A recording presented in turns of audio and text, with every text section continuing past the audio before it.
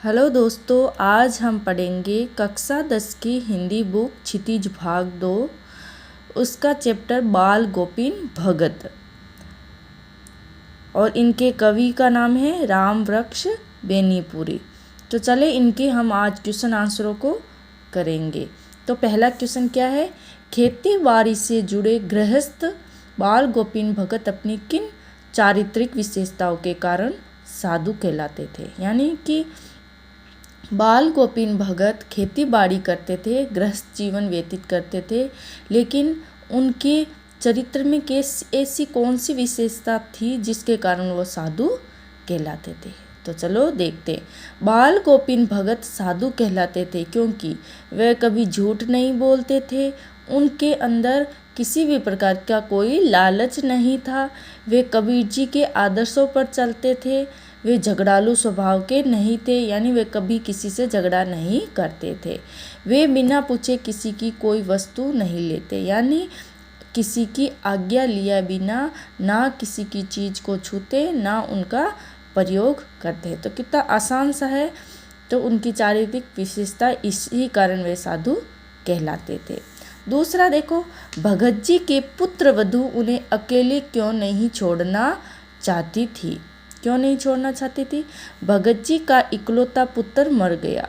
भगत जी का एक ही पुत्र था, वो मर गया और बुढ़ापे में भगत जी की सहायता या उनका सहारा कोई नहीं था सिवाय पुत्र वधू के। मतलब पुत्र वधू एक ही थी जो उनके बुढ़ापे का सहारा थी, उनका ख्याल रखना चाहती थी वो पुत्र वधू, इसलिए वे उन्हें अकेला नहीं छोड़ना चाहती थी। तीसरा क्वेश्चन देखो, भगत जी ने अपने बेटे की मृत्यु पर अपनी भावना किस प्रकार से व्यक्त की।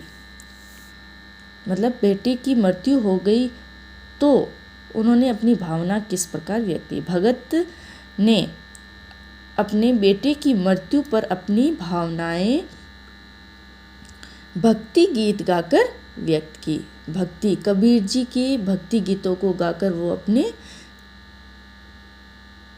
गाकर व्यक्त की। उन्होंने अपने पुत्र के शरीर को एक चटाई पर लिटाकर उसे सफ़ेद चादर से ढक दिया और बाद में अपने पुत्र वधू से कहा कि शोक मत करो, ये तो उत्सव मनाने को कहा कि भाई तुम तो उत्सव मनाओ क्योंकि आत्मा परमात्मा से मिल गई है। इस प्रकार वे अपने पुत्र की मृत्यु के बाद अपनी भावनाओं को व्यक्त किया। चौथा देखो प्रश्न,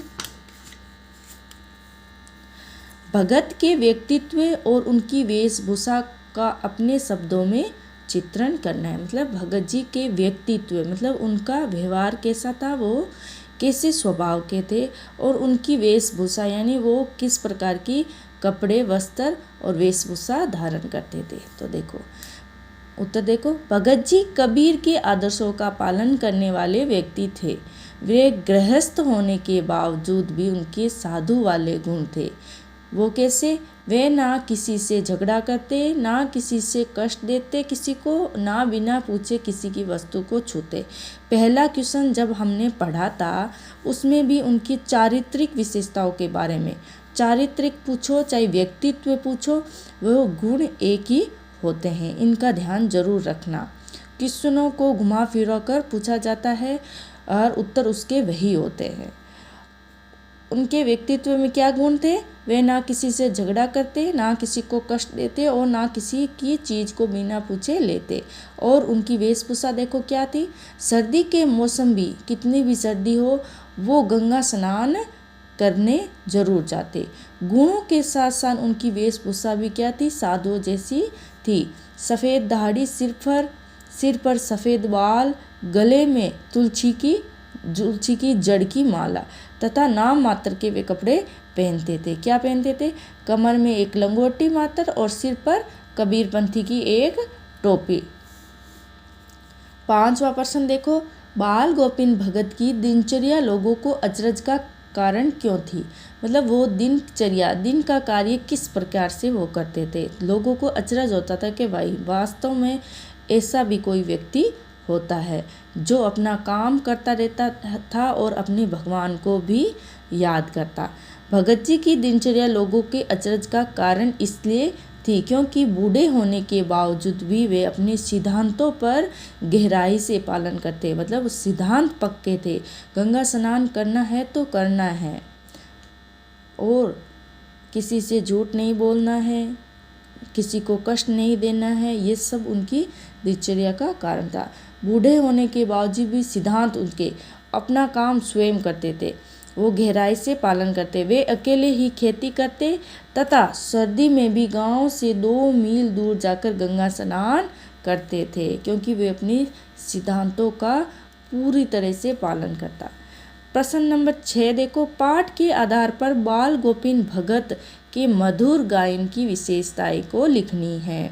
भगत जी कबीर के आदर्शों का पालन करते थे। ये प्रश्न प्राय कर लिखा ही गया है कि उत्तर में कबीर जी के आदर्शों का पालन करना, ये उनकी सबसे महत्वपूर्ण विशेषता है।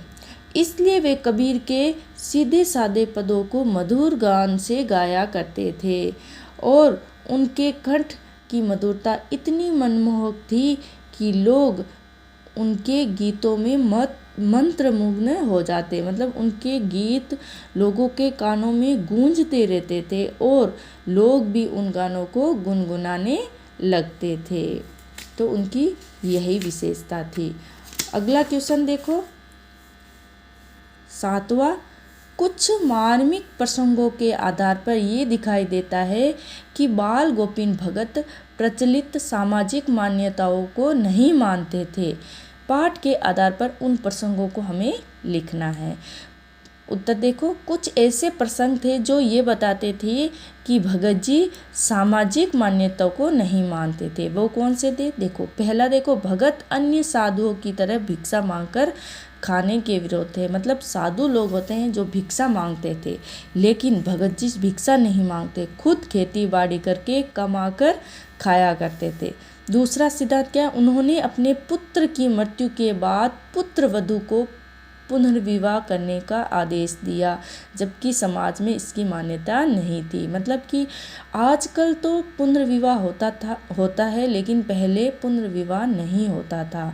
मतलब आदमी पति के मर जाने के बाद पत्नी उसी घर में विधवा के रूप में रहती थी, लेकिन भगत जी ने उस सामाजिक मान्यताओं को नहीं माना और अपनी पुत्र वधू को दूसरी शादी करने की आदेश भी दे दिया। तो ये दूसरा प्रसंग है। तीसरा देखो, भगत के अपने पुत्र को मुखाग्नि अपनी पुत्र वधू से दिलाई, जबकि समाज में ये पुरुषों के द्वारा की जाती है। ये काम तो आज भी पुरुष ही करते हैं, महिलाएं नहीं करती है, लेकिन भगत जी ने अपने पुत्र की मृत्यु पर पुत्र को आग देने के लिए उसकी पत्नी से ही उसे आग दिलाई। तो एक ये और कार्य सामाजिक मान्यता को प्रदर्शित करता है कि समाज में जो मान्यता है उससे अलग हटकर बाल गोविंद ने ये किया। 8वां लास्ट देखो क्या है प्रश्न, धान की रोपाई के समय समूचे माहौल को भगत जी स्वर लहरिया किस तरह से चमत्कृत कर देती है। उस माहौल को सब से प्रस्तुत करना है। मतलब कि धान की रोपाई करते हैं तो उस समय भी भगत जी उस माहौल को अलग कर देता है। कैसे?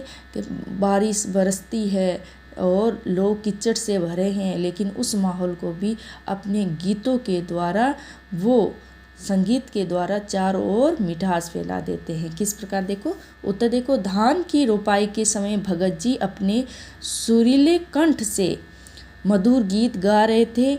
उनकी मधुर वाणी से लोग झूम रहे थे, बच्चे झूम रहे थे तथा महिलाएं अपने होठों से उस गीत को गुनगुना रही थी। किस गीत को? जो भगत जी गाते थे, और गीत को गुनगुना रही थी। भगत जी अपने मधुर संगीत से चारों ओर मिठास फैला रहे थे। इसी प्रकार हमने बाल गोविंद भगत 11वें चैप्टर को कंप्लीट कर लिया है। आशा करती हूँ आप सभी को ये चैप्टर, ये क्वेश्चन आंसरों को समझ में आ गया होगा। अगर आपको वीडियो अच्छा लगे तो लाइक शेयर कमेंट ज़रूर करना। Thank you.